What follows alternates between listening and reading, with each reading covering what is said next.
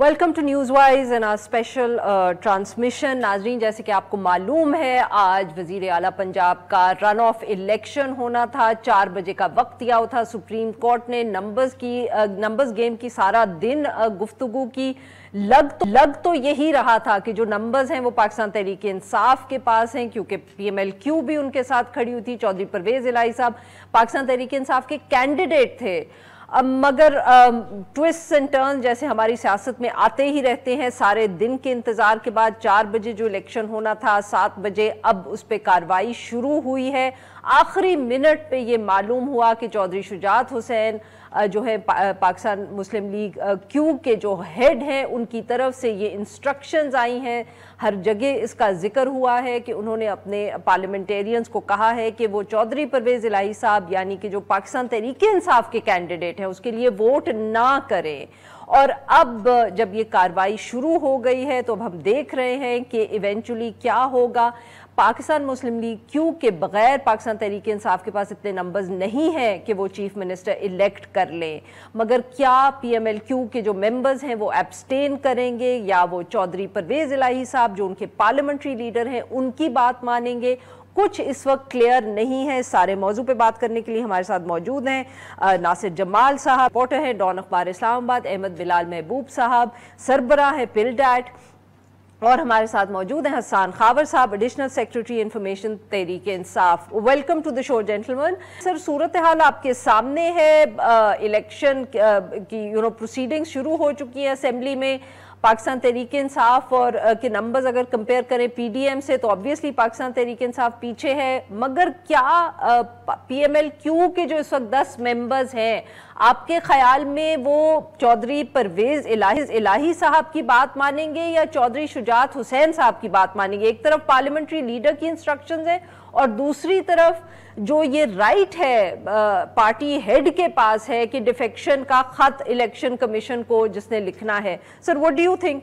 ख्याल है कि जो सुप्रीम कोर्ट का डिसीजन आया था इस आखिरी, उसमें तो जो डिफेक्शंस पे, उसमें तो उन्होंने क्लियरली एक बात की थी कि जो पार्लियामेंट्री पार्टी का जो इंस्ट्रक्शंस हैं उनको वायलेट जो करेगा और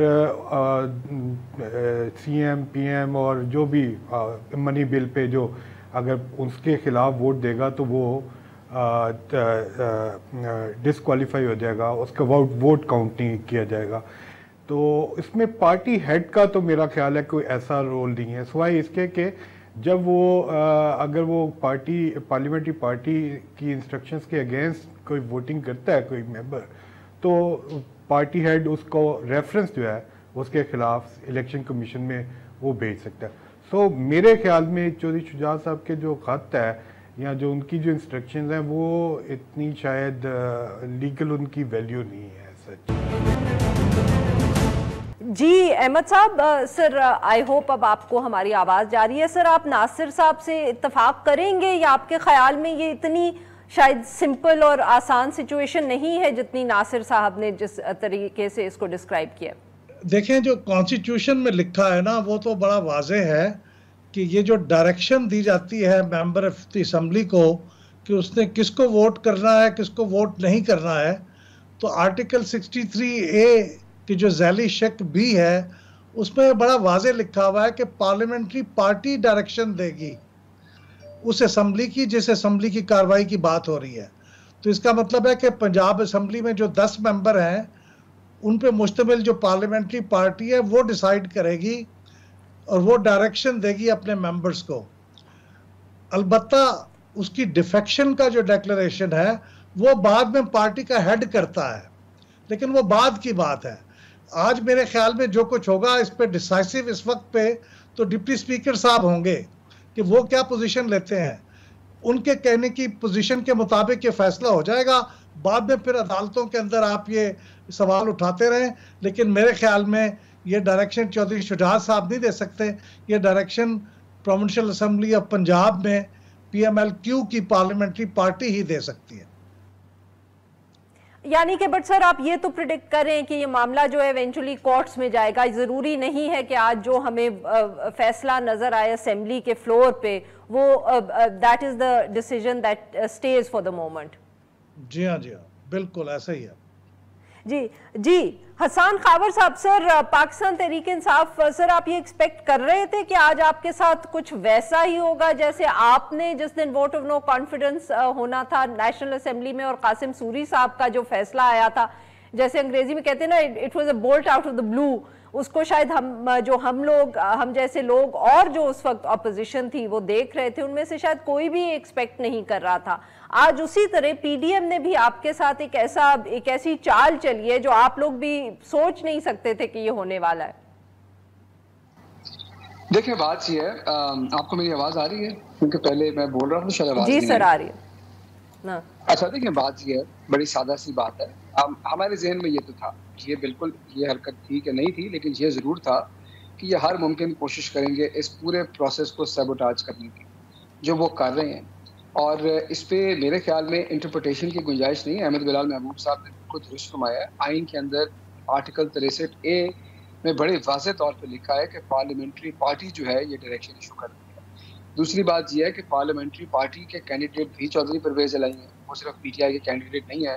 तो पार्लियामेंट्री पार्टी या उनकी पार्टी ये तो इंस्ट्रक्शन नहीं इशू कर सकती कि आप अपनी ही पार्टी के नॉमिनेटेड कैंडिडेट को वोट ना डालें और किसी और को डालें। तो ये एक बिल्कुल ही अजीबोगरीब सी चीज़ है। और अगर इसके अंदर जो डिप्टी स्पीकर हैं उन्होंने भी उनका साथ दिया, तो ये बात ना सिर्फ अदालतों में जाएगी बल्कि मुझे तो लगता है ये बात गली कूचों और सड़कों पे जाएगी। क्योंकि 17 जुलाई को जो फैसला आया अवाम का, वो सबके सामने लिखा हुआ है। हुकूमती किसी पार्टी ने एक्सपेक्ट नहीं किया था, जर्नलिस्ट एक्सपेक्ट नहीं कर रहे थे। हम लोग जब हलकों में जा रहे थे हमें एक क्लियर वाइब मिल रही थी, लेकिन जाहिर है कि एक सवाल था कि क्या वाकई ये सपोर्ट इलेक्टोरल गेन में ट्रांसलेट होगी। और हम सबको समझ आ गया कि चीज़ें किधर हैं। अगर ये एक आध दिन 2 दिन डिले करती हैं, ये हरकतें करती हैं, ना सिर्फ ये कंटेम्प्ट ऑफ कोर्ट ऑलरेडी कर चुकी हैं, क्योंकि 4 बजे इजलास होना था, हाई कोर्ट के फैसले में लिखा था, कंटेम्प्ट तो ये कर चुकी हैं। अब ये गैर आईनी हरकतों की तरफ जा रही है। और हम लोगों ने जब एक और अप्रोच ली, उस वक्त तो ये सारे आइन कर रहे थे और उस दिन सब कह रहे थे कि जी बड़े खुले दिल से शिकस्त तस्लीम कर ली। हम लोग तो उस दिन भी कह रहे थे कि इनके पास तो कोई ऑप्शन नहीं थी। और आज आप ये देख लें तो बेसिकली ये पाकिस्तान को तबाही के रास्ते पे ले जाना चाहते हैं। आपने देख ही लिया है कि पिछले कुछ दिनों में पाकिस्तानी रुपए का क्या हाल हुआ है, कितना बैंकों में पैनिक है, मार्केट पे कितना पैनिक है। और अब आप देखिए बिल्कुल सही, वो तो हसन साहब कोई भी जमात इस वक्त मुल्क का नहीं सोच रही, अब सिर्फ इस वक्त सभी सियासत करें। नासिर साहब अगर आप क्योंकि हमारे साथ मौजूद हैं तो सर ये बताएं कि जो बात हसन साहब कर रहे हैं इसका अब हम क्या इम्पैक्ट देखेंगे इकोनॉमी पे, बिकॉज इन लोगों की तो ये चालें और सियासत चलती रहेगी, बट जो इस वक्त इकोनॉमिकली सिचुएशन है आपके ख्याल में उस पर क्या इम्पैक्ट होगा जो आज के वाकयात हैं? जो इकोनॉमी पे जो इम्पैक्ट है वो पॉलिटिकल अनसर्टेनिटी का, तो वो तो हम देख रहे हैं, काफ़ी दिनों से ही देख रहे हैं।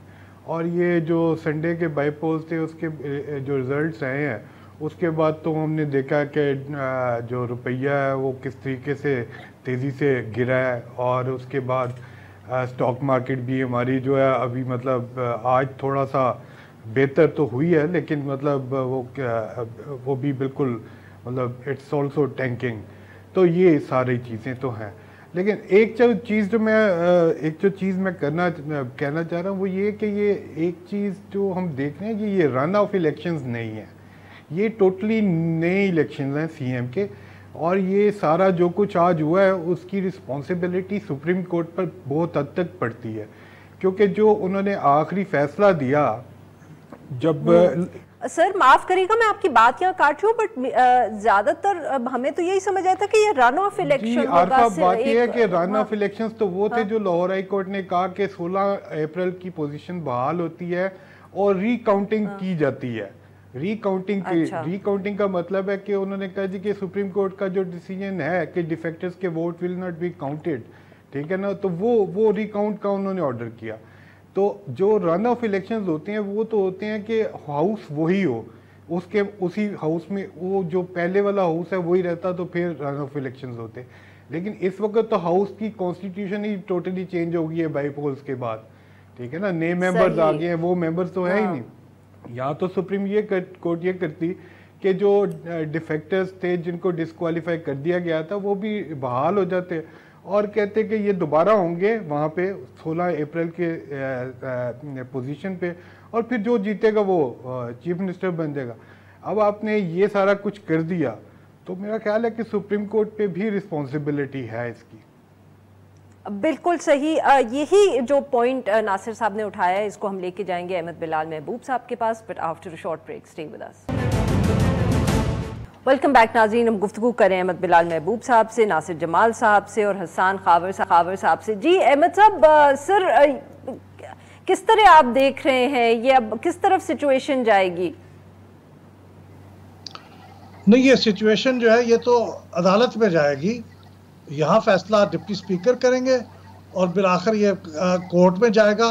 और ये जो पार्टियों ने आपस में गुफ्तगू ना करने की और एक दूसरे के साथ मुस्तकिल पंजा आजमाई की जो आदत अपना ली है, ये कहीं पे नहीं रुकेगी। अगर फ़र्ज़ करें ये ना हुआ होता और परवेज़ इलाही साहब आज इलेक्ट हो जाते, तो क्या उसके नतीजे में ये ख़त्म हो जाता? नहीं, उसके फ़ौरन बाद ज़रूर कोई और चीज़ हो जाती। तो ये तो इनको समझना चाहिए पार्टियों को कि आप एक दूसरे के साथ बिल्कुल टोटली कता ताल्लुक़ करके और बात ना करके मामलात नहीं चला सकते। कोई पार्टी भी ये चाहे कि मैंने दूसरे को पछाड़ दिया है और उसको बिल्कुल शिकस्त दे दी है और अब मैं बिल्कुल फाते हो गया हूँ, ऐसा नहीं हो सकता। जमहूरियत में ऐसा नहीं होता। तो उनको एक दूसरे के साथ बात करनी पड़ती है, साथ लेके चलना पड़ता है। तो ये इसलिए ये सिलसिला चलता रहेगा और ये आवेज़श चलती रहेगी और मुल्क की इकानमी बर्बाद होती रहेगी और मुल्क का नुकसान होता रहेगा, जब तक कि हमारी लीडरशिप, उनकी अकल में ये बात नहीं आती कि वो अपनी ईगो से ऊपर उठ के कुछ मुल्क के लिए सोचना शुरू करें। हसन साहब, सर अब आप लोग जो अहमद साहब की तरफ से बहुत अच्छी एडवाइस भी आई है, बट आप लोग क्या इस तरह का कोई कदम लेंगे या वही बात है जैसे सब प्रिडिक्ट करें, आप लोग ये सारा मामला अब कोर्ट में ही लेके जाएंगे? या क्योंकि एक हमेशा ऑप्शन आप लोगों को पाकिस्तान तहरीक इंसाफ के पास तो ये भी होता है कि आप लोग एहतजाज के लिए निकल आते हैं सड़कों पे। देखिए, अहमद साहब तो एक असूल की बात कर रहे हैं, उनकी बात वैसे ही बड़ी मेरे लिए काबिल एहतराम है, लेकिन इस वक्त तो मसला पंजाब असम्बली का है और यहाँ पर अगर कोई ऐसी हरकत होती है जो गैर आईनी है, गैर कानूनी है, या डिप्टी स्पीकर एक साइड की फेवर करते हैं और कोई गेम करने की कोशिश करते हैं, तो जाहिर है कि हम अदालत में जाएंगे। और ये अदालत का मेरा तो ख्याल है तौहीन अदालत भी है, ये खुलम खुला डाका भी है जमहूरियत के अंदर, तो अदालत के अंदर तो हमने जाना है। लेकिन मैं आपको बताऊं, मैं आपको फिर ये कहूँगा कि ये अपनी हुकूमत बचाने के लिए लोगों में अनारकी फैलाना चाहती हैं और ये इस वक्त इनको अंदाज़ा नहीं हो रहा कि पाकिस्तान किन हालात के ऊपर है। और आप ये देख लें कि ये खुलेआम ये हो रहा है। सही सर, एक ओपन बात, मतलब आप नंबर गेम देख लें, आप लोगों के वोट देख लें, आप आईनी सिचुएशन देख लें, आप देख लें कि अदालत ने क्या डायरेक्शन दी हुई है और आज ये क्या कर रहे हैं, पहले कितनी ताख़ीर किया है, क्या लड़ाई झगड़े किए हैं और अब ये एक नई कन्फ्यूजन डाल दिया है। बहरहाल इससे डिले तो हो सकता है, लेकिन इससे जो कोर्स ऑफ इवेंट्स है वो चेंज नहीं होगा, इससे सिम चेंज नहीं होगी। बिल्कुल समझना पड़ेगा कि अहमद साहब, सर ये जो सुप्रीम कोर्ट का जिक्र नासिर साहब ने भी किया, हसन साहब ने भी किया, कितना आसान या मुश्किल होगा सर आपके ख्याल में सुप्रीम कोर्ट के लिए इस सारे मामले पे रूल करना, प्रोवाइडेड ऑफ कोर्स के ये कोर्ट में जाता है जैसे कि सब प्रिडिक्ट कर रहे हैं? मेरी बात अगर गुस्ताखी ना हो तो मुझे ऐसे लगता है कि सुप्रीम कोर्ट इस सारी सूरत हाल को पसंद करेगी कि बिलाखिर वही रूल कर रहे हैं, हर चीज़ के ऊपर वही हुक्म दे रहे हैं, वही फैसला कर रहे हैं। तो ये तो सियासतदानों की नादानी है और बेवकूफ़ी है कि वो हर चीज़ उठा के कोर्ट में ले जाते हैं और उनके पास कुछ भी नहीं रहता और कोर्ट्स उन्हें बताते हैं। मुझे बताइए ना, उस दिन जब ये नैब के कवानीन लेके गए थे चैलेंज करने के लिए सुप्रीम कोर्ट में, तो जो मकालमा सुप्रीम कोर्ट के चीफ जस्टिस साहब और शाह महमूद कुरैशी के दरमियान हुआ, पता नहीं MNAs को कितनी शर्मिंदगी हुई होगी, मुझे तो बहुत शर्मिंदगी हुई कि वो उनको कह रहे हैं कि आप ये पार्लियामेंट में क्यों नहीं बहस करते, आप हमारे पास क्यों आ गए हैं। तो ये हमारे सियासतदान कब ये बात सीखेंगे कि आप अपने जो काम, अपने फ़राइज़ हैं पार्लियामेंट में अंजाम देने की बजाय, कानून के मुताबिक चलने की बजाय, एक दूसरे से बात करने की बजाय उठाते हैं अपना बस्ता और वो चले जाते हैं कोर्ट के अंदर और कोर्ट फिर उन्हें बिल्कुल प्राइमरी के बच्चों की तरह ट्रीट करती है, कभी डांट पिलाती है, कभी नसीहत करती है, कभी समझाती है। मुझे तो बहुत शर्मिंदगी होती है कि हम किस लेवल के पॉलिटिशियंस अपने मुल्क के अंदर हमने रखे हुए हैं और उनको इस बात का एहसास ही नहीं है। जी नाज़रीन, यहाँ पे लेंगे हम एक छोटा सा ब्रेक और जब हम आएंगे हम अपने मेहमानों से गुफ्तगू जारी रखेंगे। Stay with us. Welcome back नाजरीन, हम गुफ्तगू कर रहे हैं जो आज की सारी सूरत हाल रही है और जो इस वक्त इलेक्शन चल रहा है पंजाब असम्बली में चीफ मिनिस्टर के हवाले से। और हमारे साथ मौजूद हैं हसन खावर साहब, नासिर जमाल साहब, और हमें ज्वाइन किया असद रहीम खान साहब ने, लॉयर हैं, बहुत गहरी नज़र रखते हैं ऐसे इशूज़ पे। जी असद साहब, welcome to the show. Sir, ये अब आपके ख्याल में डेप्यूटी स्पीकर के पास कितनी यहाँ स्पेस होगी कि वो जो है रिजेक्ट कर दें वोट्स, जो इस अगर PMLQ के लोगों ने पाकिस्तान तहरीक इंसाफ या चौधरी परवेज़ इलाही साहब को वोट्स डाले, तो क्या डेप्यूटी स्पीकर साहब के पास ये स्पेस है कि वो उनको रिजेक्ट कर दें on the basis of Chaudhry Shujaat statement, और कह रहे हैं जो खत भी उन्होंने लिख दिया है डेप्यूटी स्पीकर को? जी बहुत शुक्रिया आरफा साहिबा। देखिए जी, जो आर्टिकल 63A है और अदालत उज़्मा ने इस पर मजीद रोशनी भी डाल दी है और उसको वाज़ेह भी कर दिया है। वो कहता है कि पार्लियामेंट्री पार्टी के डायरेक्शन पे आप वोट कास्ट करते हैं। तो ये जो अब डिस्कशन की जा रही है मुख्तलिफ चैनल्स पे कि जी पार्टी हेड करेगा, उस तरह करेगा, that is not legally accurate. जो पार्लिमानी जमात है उसी डायरेक्शन के मुताबिक उनको अपना वोट कास्ट करना होगा और स्पीकर के पास पूरा इख्तियार है उन वोट्स को मुस्तरद करना अदालत उज़्मा के फैसले की रोशनी में, जो कि पार्लिमानी पार्टी के डायरेक्शन के मुखालिफ।